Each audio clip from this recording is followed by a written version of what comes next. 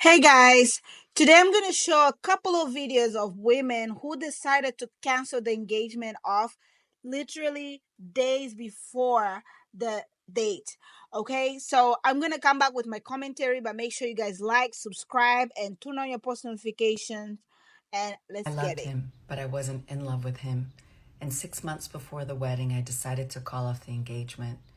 He was wonderful in every way. He made dinner for us every night. He took care of me. But there was something that I was still wanting more that he wasn't able to provide. It's not that it's his fault, it was just me. And I kept wondering, who else is out there? What else is out there? And I thought to myself, it's not fair to either one of us for us to feel like we're settling because we want to settle down and get married.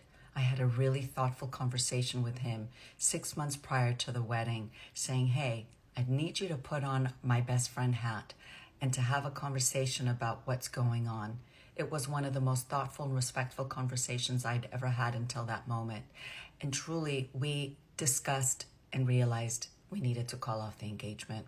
When we told our family, they were understanding. Of course, they were sad because my family fell in love with him as their future son, and his family fell in love with me as their future daughter. But it was the best thing for both of us. I called the wedding off 7 days before it was supposed to happen.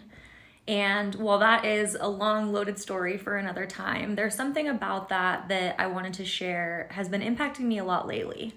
Right after I called the wedding off, I was searching and reaching so desperately for some semblance or sign that everything was going to be okay. And for me in that moment, okay meant I ended up with somebody else, somebody better, and my life looked like the fairy tale that it was supposed to look like just 8 days before that. And now suddenly I'm 7 days before the wedding and my whole life is shattering around me. I found out he was cheating on me with somebody I considered a friend. So that's the reasoning behind it. And it was one of the easiest decisions I've ever made because there was no part of me that wanted to tell my future children, don't worry if you're getting cheated on, daddy cheated on me, we're all good. And everyone's story is different and people recover from infidelity. But for me, 7 days before I said vows to somebody and committed my life to them, I definitely didn't feel comfortable moving forward with that.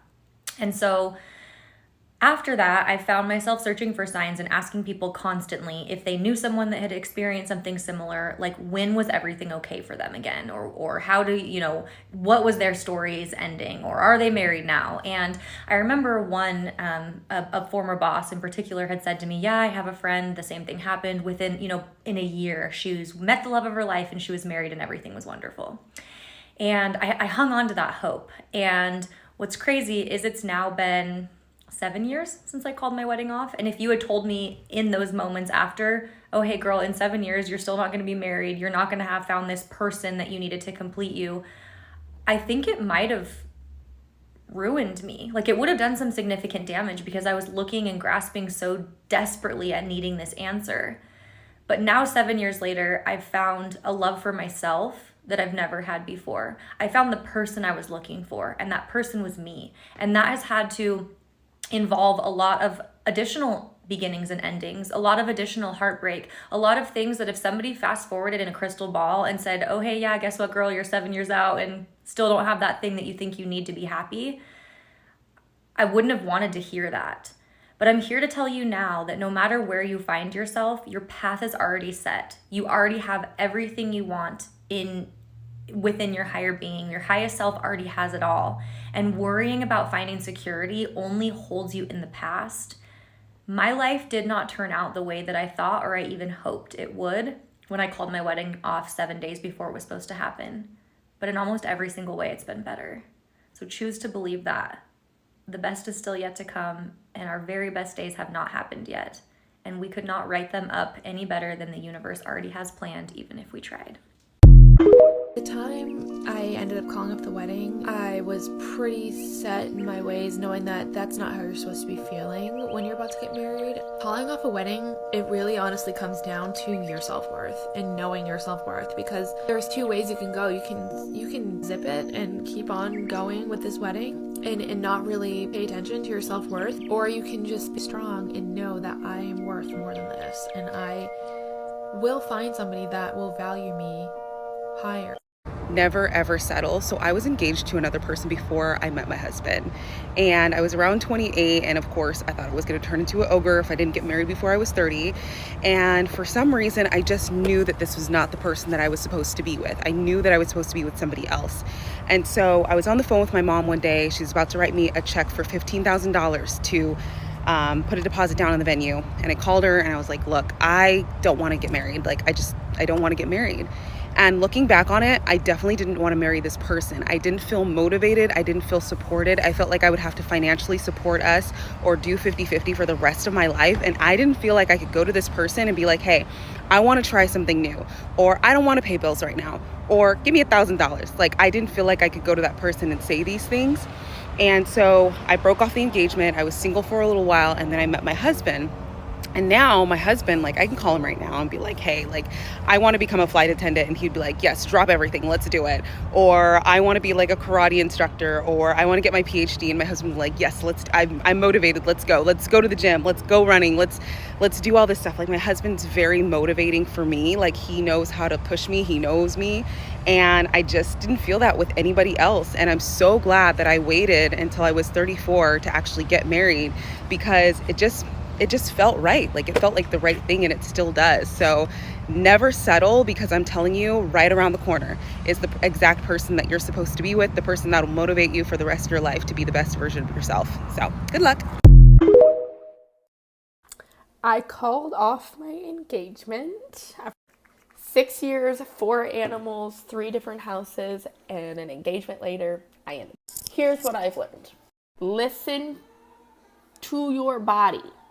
My body had been trying to tell me for a while, I think, that something just was not right and needed to be changed, but I just kind of couldn't talk myself out of it. Every single task, no matter the size, like, felt like a chore. It felt impossible. It felt heavy. I literally couldn't get out of bed. I couldn't do anything. At first, I did not know or correlate the way that I was feeling specifically with my relationship.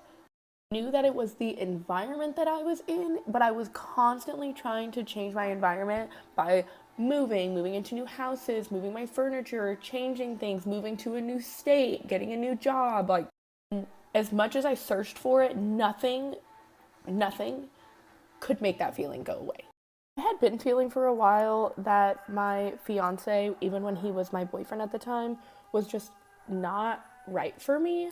But I thought it was just, like, I don't know, cold feet or normal relationship stuff, or like just a feeling that would pass. And also, I had already committed so much time into my relationship and effort, and we merged our lives. And so I was just like, I really wanted to, like, make it work. He was a good guy, you know, like, he wasn't a bad guy. So I was just like, you know what, just, like, suck it up, make it work. Like, you know, this is, like, things could be worse, you know? Even though he talks shit about me now, it's fine, whatever. He was a good guy, and I really thought that I could just, like, push through it and figure it out.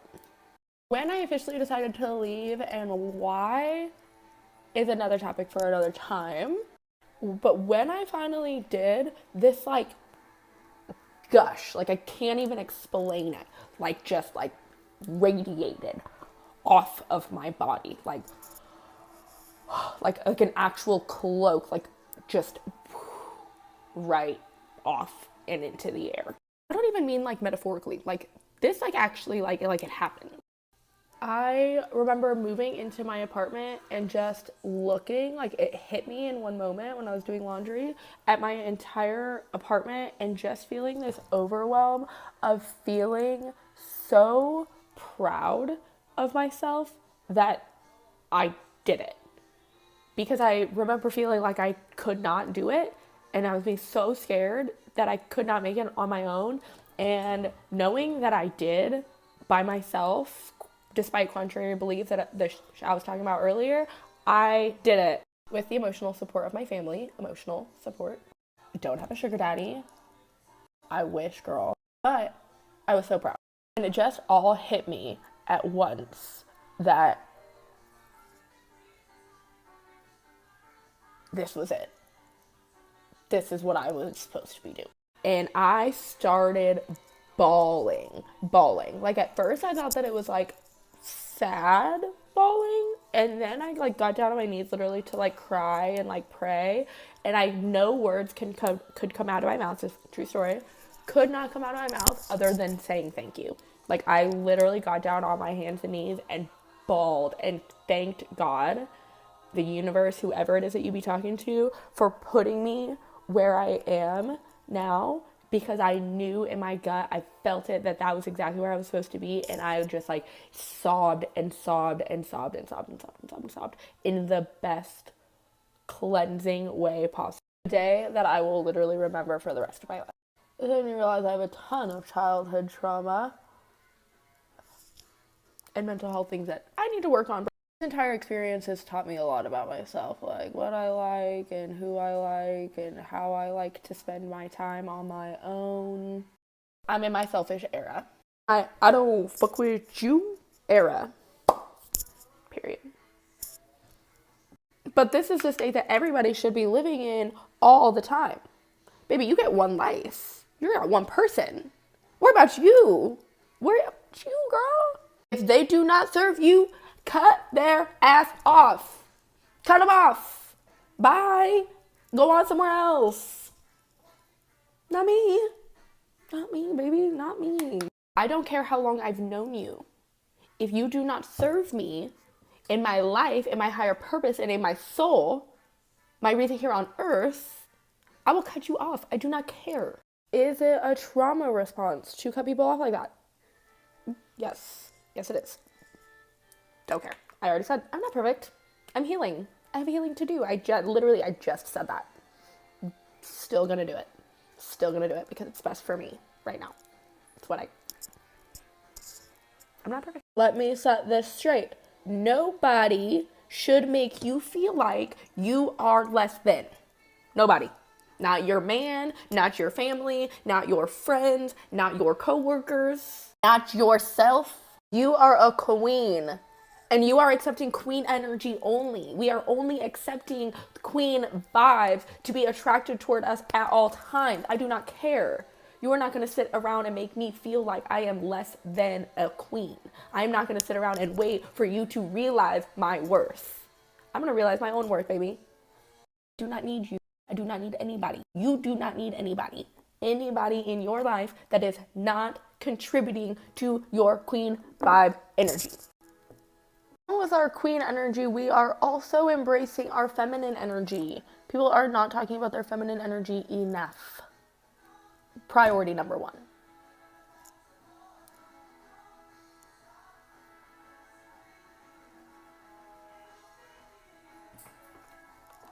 Your feminine energy is arguably probably one of the things that I feel like I took the most for granted, and I didn't even know that it existed, and it is top priority in my book. Your feminine energy is what you allow a man to take away from you when your man is not in their masculine, when they are not doing the role as the man that they are supposed to be doing. When you make jokes like, oh, I wear the pants in this relationship. No, baby, I need to wear a dress and heels. I'm not wearing the pants. You need to step into your role and be the man. Crazy conversation in your head. Men, say it with me. Let the man be a man, okay? That's not your job. The man should be the provider. The man should make you feel safe. The man should be in control. The man should be able to plan a date. That's bare minimum. Oh, no, you pick. Oh, no, you pick. Oh, no, you do this. Men should also be able to do things without being asked. You are a grown man. A grown man. You're not a small child. I should not have to ask you to do everything. You should be able to do that, baby. It's like, ladies, like, do not settle. A man should be able to do things without being asked. You miss me? Send me flowers. Send me lunch. Send me a call and a date. I'm getting my nails done. Reassure me when I speak of something that doesn't make me feel good, instead of turning it back around on me, because just ladies, it is almost 2024. We are not settling anymore. 'Tis the season. We are not only expecting more from the men, we are expecting more from ourselves. I control my energy. I control my destiny. I control the world that is around. I am by no means saying that this was easy. This was and still is the hardest thing that I have ever done to date. Do it anyways. Do it scared. Do it broke. Do it lonely. Do it despite the what ifs. And I don't just mean like in your relationship if that's not where you're at with your life. I mean do anything. Whatever it is that you need to be doing right now, do it. Release anything that is no longer serving you. Live in delusion, babe. Like, is what it is right now serving your queen energy, your divine feminine energy? Okay, let's recap. Listen to your body. Grow every day. Be better. Be inspired to be better. Only surround yourself with people who inspire you to be better.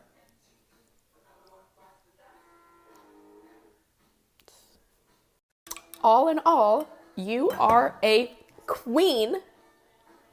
Never forget that, babe. Never, never forget. Keep flying. Wait, moment of appreciation.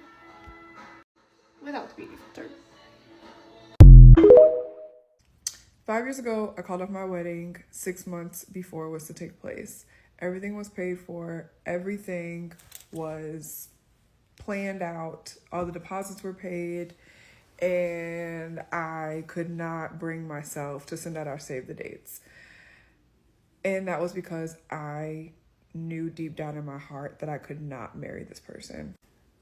So when I was finally faced with the decision on whether I was really going to marry this person, I asked myself a few questions. So here are the questions that I asked myself that helped me realize that I had to step away.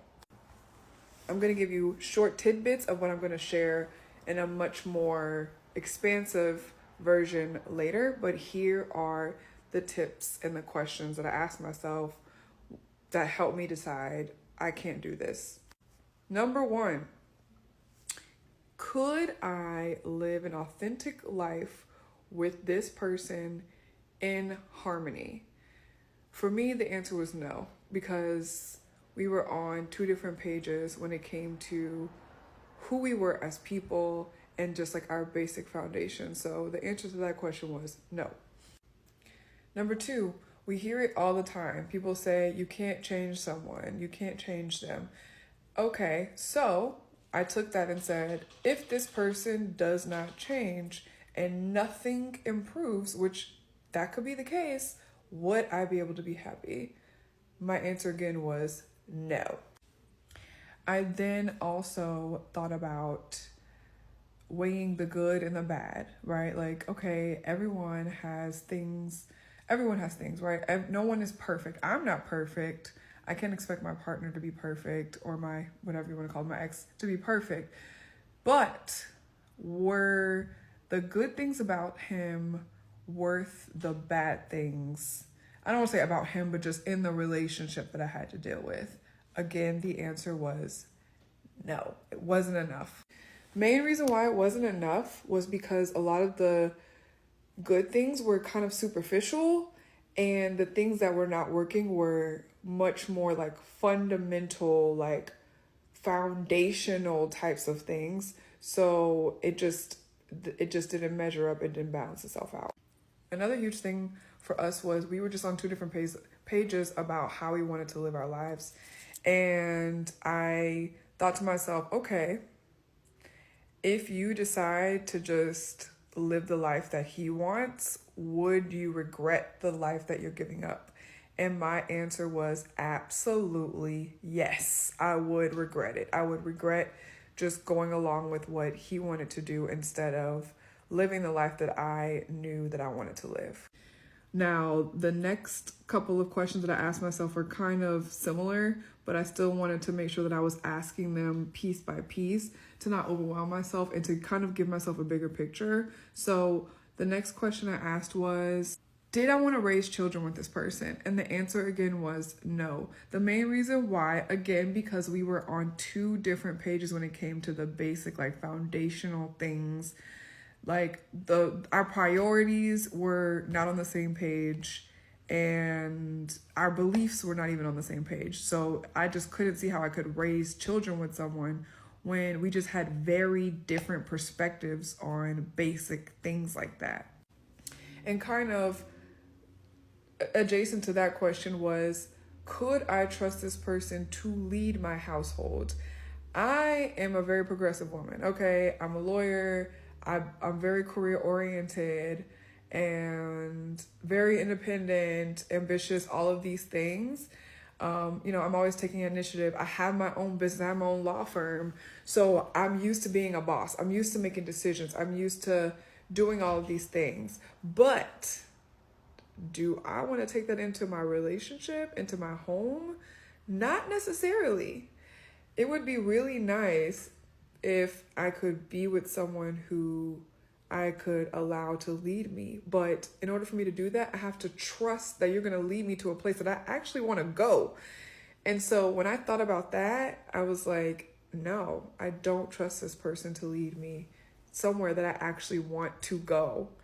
And so I had to cut it off. And that's what I did.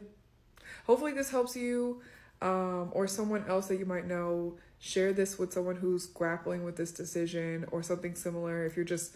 Even if you're just meeting someone, these are kind of good questions to ask when you're dating. If you're dating seriously, right? Like if you're just having a good time, sure.